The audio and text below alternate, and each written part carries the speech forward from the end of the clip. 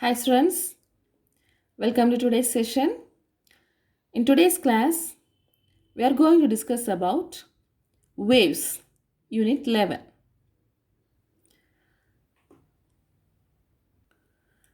What comes in your mind when the topic name heard? Yes, of course, the wave, water waves, that is ocean waves, sound waves, electromagnetic waves, etc. etc. Isn't it? So, in this unit, we are going to discuss about the detailed concept of waves and certain definitions. Okay? Yes. What is actually mean by waves? Suppose if we drop a stone on a still water, we will observe some concentric circles on the surface of water. That is known as waves, isn't it? When we stand near the ocean or the seashore, we can observe some waves from the sea or ocean. That is, in guitar, if you pluck the string, there also we can observe some vibrations. That also a kind of waves. So what is actually mean by waves? That means it is a disturbance. Okay, the disturbance is created at one end that will be propagate and reaches to the other end. That is the concept of waves. Okay, so define wave, the disturbance which carries energy and momentum from one point in space to another point in space without the transfer of medium is known as wave. The disturbance which carries energy and momentum from one point in space to another point in space without the transfer of medium is known as wave. So here the disturbance produced at one point is transmitted to the next point. That point is transmitted to the next point and so on. Here notice that only the disturbance is transmitted, not the mass point. Okay?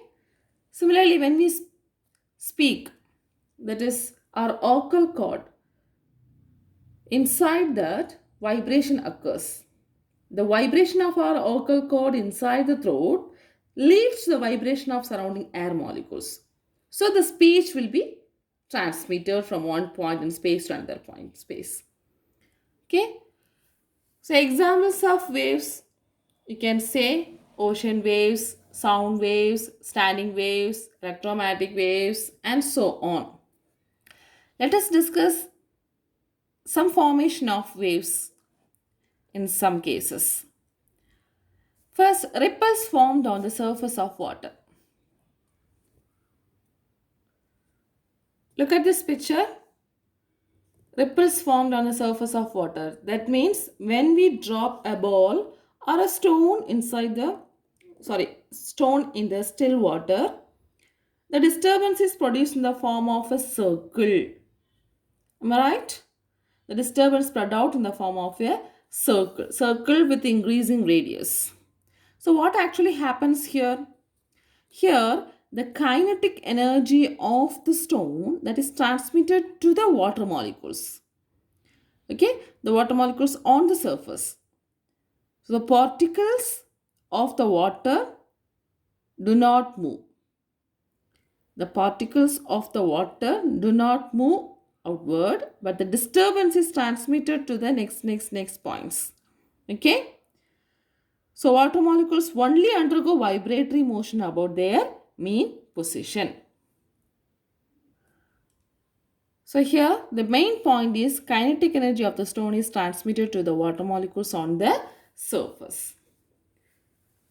The next one, formation of waves on the stretched string. Let us take a long string which is tied at one end, that is on the wall, and the other end is in our hand. If we give a small jerk here, we will get a small disturbance. That means a sudden disturbance with a short duration. This is known as wave pulse. Okay? If we give a sudden jerk, we will be having a short disturbance that is known as a wave pulse. If this jerk is continuously doing, the waves will be produced. That is known as standing waves between this end to this side. Waves will be produced. That is known as standing waves. Similarly, the another case, that is formation of waves in a tuning fork.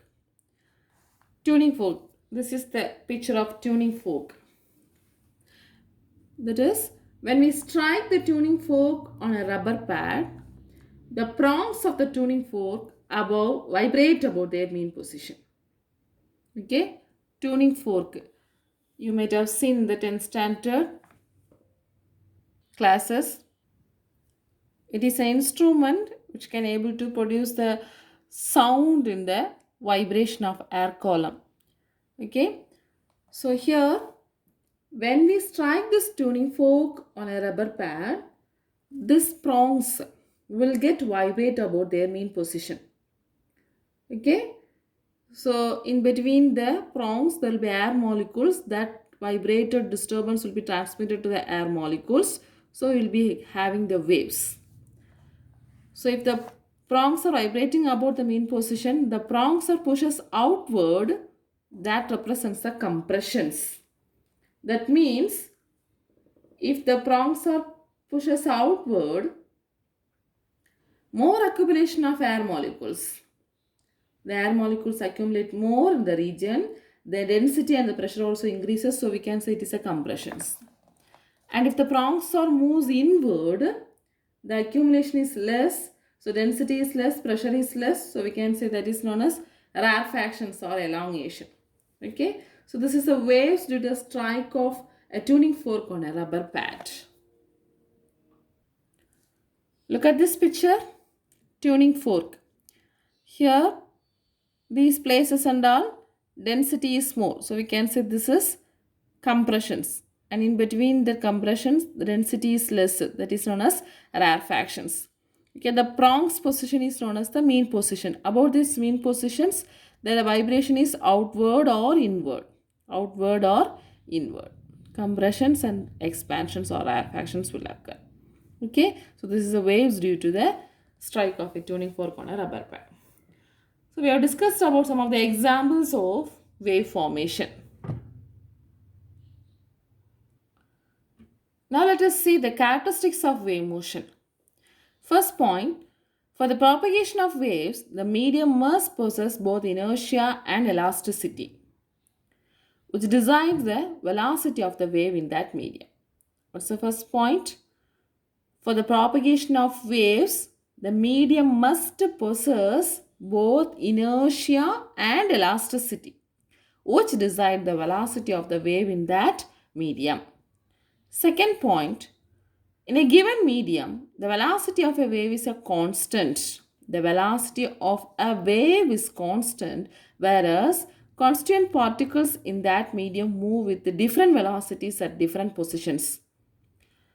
That means velocity is maximum at their mean position and zero at extreme positions. Have you understand? That means in a given medium, if a wave is traveling, the velocity of a wave is constant.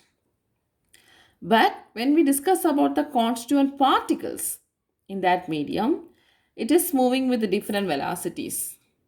That means mean position, the velocity is maximum. The mean position, the velocity is maximum, and the extreme position, the velocity will be zero. The next point, waves undergo reflection, refraction, interference, diffraction, and polarization. Waves undergo reflections, refraction, interference, diffraction, and polarization. These are the wave properties. So these are the characteristics of wave motion. The medium must possess inertia and elasticity, and the velocity of the wave is constant, and the waves undergo some of the wave properties such as reflection, refraction. Okay? Let us discuss about the types. Mechanical wave motion and its types. Okay, mechanical wave motion and its types. The wave motion can be classified into two types: mechanical wave and non-mechanical wave. Mechanical wave and non-mechanical wave. What do you mean by mechanical wave? Waves which require a medium for propagation are known as mechanical waves. If there is a requirement of medium for the propagation of waves, we can say it's a mechanical wave. Say some examples: sound waves, ripples formed on the water surface, etc. Sound waves. The air is the medium for propagation of sound when we are speaking, isn't it? Similarly, water also can be the medium. Ripples formed on the surface of water. So water is the medium. So if there is a medium for propagation, we can say that waves are called mechanical wave. What do you mean by non-mechanical wave? Yes, waves which do not require any medium for propagation are known as non-mechanical wave. The best example is light. Light is nothing but an electromagnetic wave. Electromagnetic wave is an example of non-mechanical wave. These are the main classifications. Further, we can classify into two types. They are transverse waves and longitudinal waves. Transverse waves and longitudinal waves.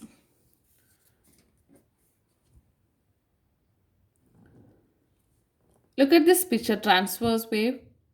That is, we are taking the string which is tied at one end, the other end is in our hand. If we give a jerk, there will be a hump, isn't it? So this forms the wave. Okay, look at this. This is the direction of propagation of the waves. Continuously, when we are continuously giving the jerk, we will be having the standing waves here, isn't it? Here, look at that. The vibrations are perpendicular to the direction of propagation, isn't it? This is the direction of propagation, direction of the wave formation. But the jerk, when we are giving, we will be having the bump or hump like this. This is in the perpendicular directions, up and down directions. So these waves are known as transverse wave. That means the particles in that medium oscillate or vibrate about the mean position which is perpendicular to the direction of propagation. Okay, so best example is transverse wave motion occurred in the light, electromagnetic waves. The next one, look at this picture. Longitudinal waves. If there is a spring is connected one end and we are giving the force at the other end, there will be getting compressed state and the stretched state. Compressed state and the stretched state. So here notice that the propagation of the wave motion is the same and also the vibrations in the same direction. The vibrations of the particles are along the direction of the propagation of the wave.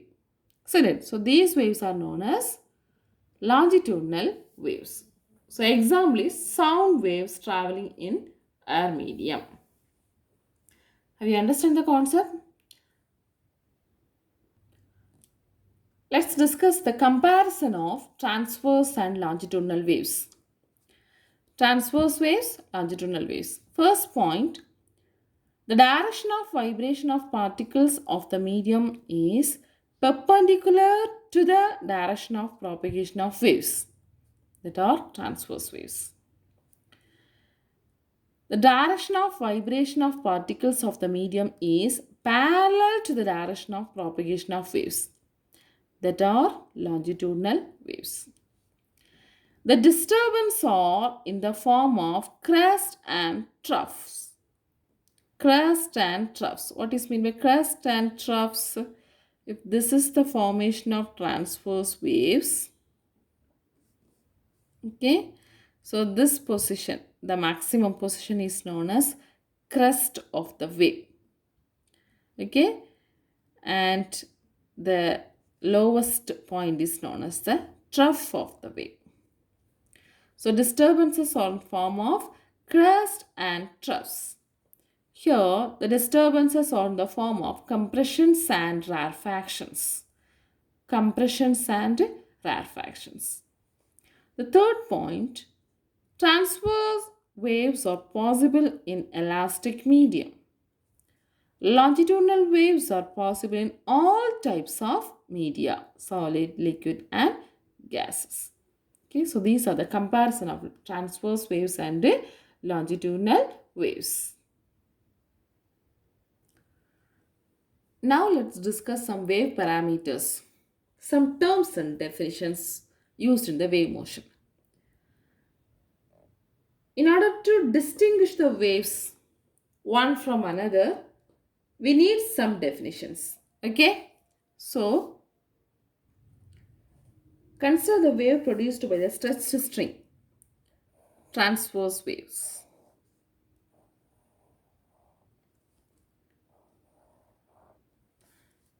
Okay, so this is the position O, A, B, C, D, and so on. Here, this line is known as the reference level, or we can say it is the mean position. Mean position. Okay, and about this mean positions, the number of waves will be created. Here, the horizontal line is mean position. The highest point is known as crest. The lowest point is known as trough.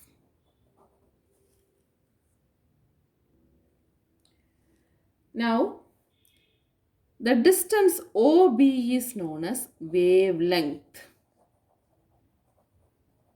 Wavelength.